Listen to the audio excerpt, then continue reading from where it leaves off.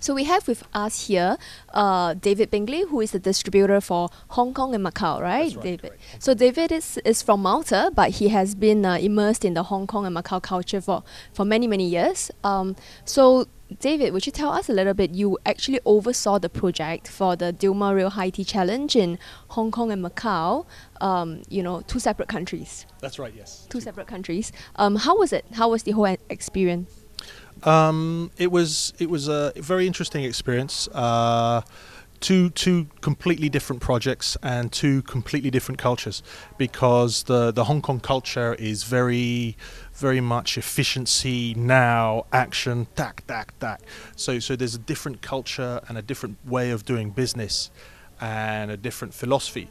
And Macau, because of the Portuguese influences, it's not manana, but they have a more laid-back approach, which is equally as comfortable and equally as efficient in their own way. And it was just two different systems.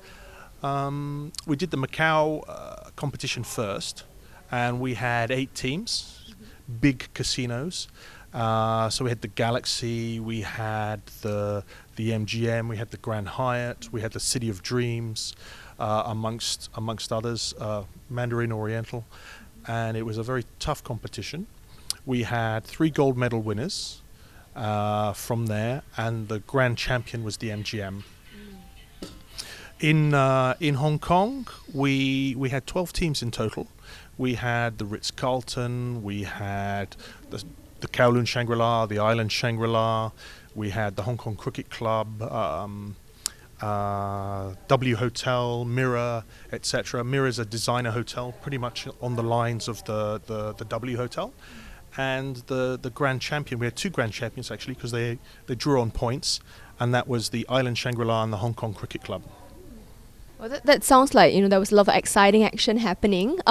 What about the high tea culture in both Hong Kong and Macau? Perhaps because of the British influences in Hong Kong and Macau, or at least Hong Kong, afternoon tea or high tea is very much a way of life. And afternoon tea and high tea has moved into the Cantonese culture, so it's become a meal period in the Cantonese culture.